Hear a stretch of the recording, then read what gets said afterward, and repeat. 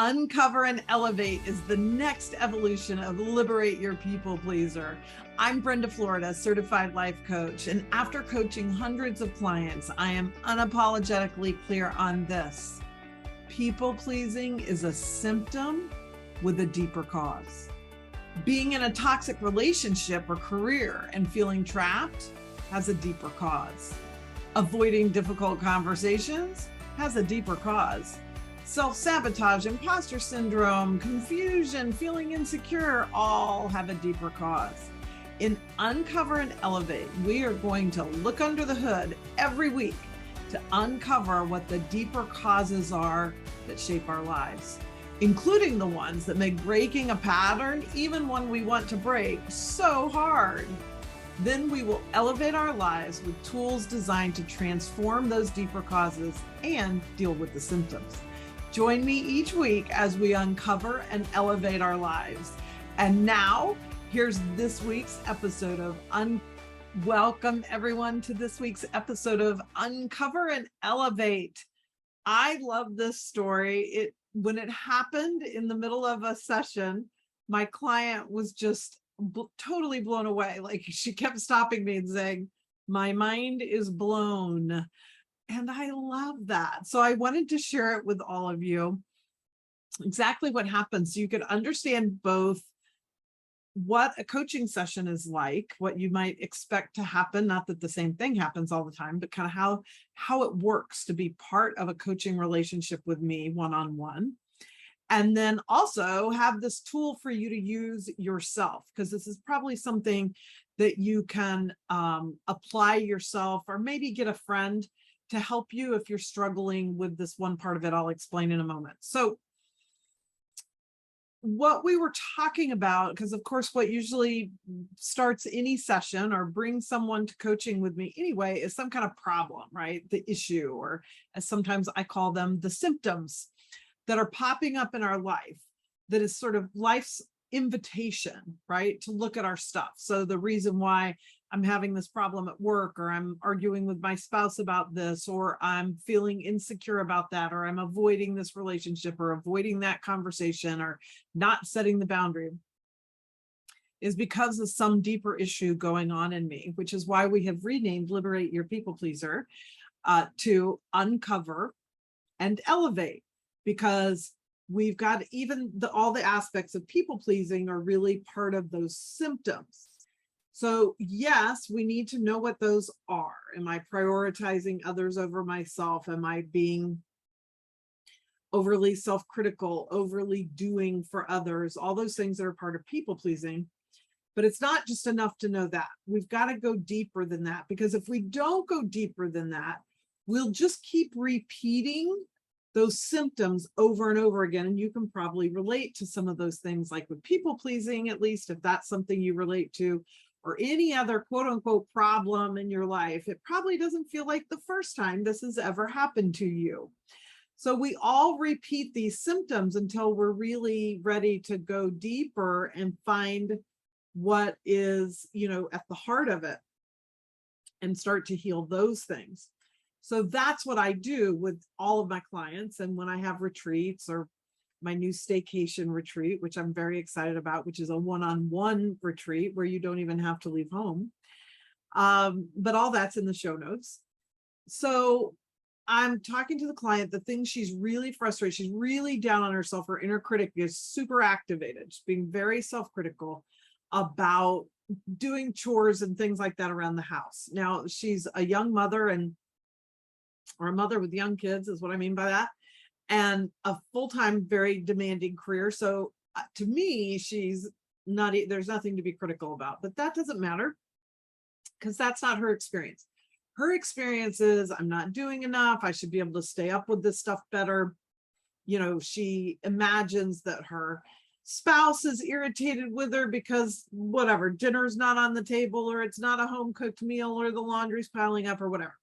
So you can imagine this. You may have some other story, but you have something in your life that when you start thinking about it, you can get really critical about. I'm just not very good at that.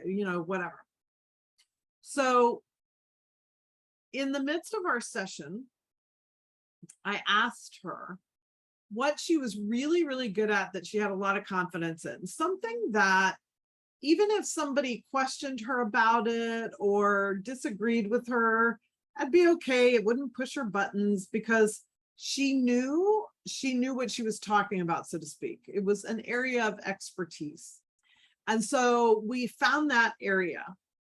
And for her, it was in food, in, healthy eating, sustainable food, all those kinds of things. She's really quite astoundingly knowledgeable and, can really articulate all those things. So immediately when she realizes that's something she feels really comfortable in, she starts talking to me about it and telling me all the great things that she knows. And, everything about her changed. Her energy changed, the way she was communicating changed, like everything was suddenly different.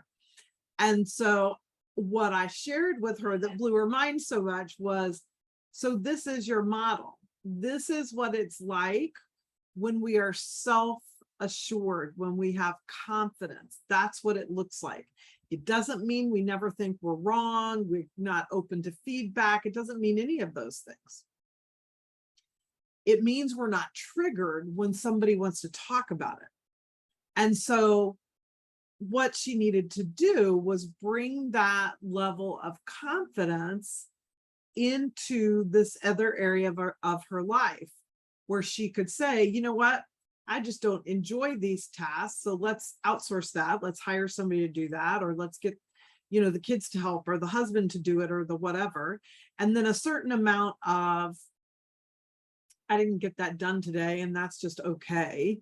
Because when we're feeling self-confident, again, we don't have to be perfect. We don't have to, have all the laundry done all the time. When we're feeling confident about something and self-validating, I'm, sort of good enough, like in a positive way is how I'm using that term, good enough. I've done my best, and that's just okay. This meal didn't have to be the best meal. Maybe, we ordered out for the third night in a row, and I don't typically like to eat out that much, but you know what? It's just okay. Because when we're in our own confidence, we can, drop the ball now and then. We can come up short a time or two. We can learn a lesson from something. We can be open to somebody's feedback and shift and change a little bit, right? But it's not so triggering. And so it was really exciting to her that now she had like this model in her own life. It's not that she was trying to look at somebody else and say, ooh, how can I, whatever, channel my inner Oprah, right? It's that she had it within herself, that she already knew how to do this. And so I want you to think about something right now that you can get insecure about, that you can get triggered by, that it can be easy to drop into that, oh, I'm not doing good enough. I'm not, smart enough. I'm not, whatever enough. And I'm dropping the ball, and, oh, why does this keep happening to me? Or, any of those kinds of things that our inner critic will get down on us for. And then think of that thing, like for her, it's food. I've given this example at times for myself of cooking, because I'm a really good cook. And so you may not like something I cook, or I might cook something that, wasn't the best. I mean, whatever, maybe I messed something up a little bit, or it just wasn't something I ended up loving. That's okay. I can take your feedback. I can hear that you didn't enjoy what I cooked, that it wasn't good to you, that like I can take that information in, and it may make me decide to change how I do something the next time.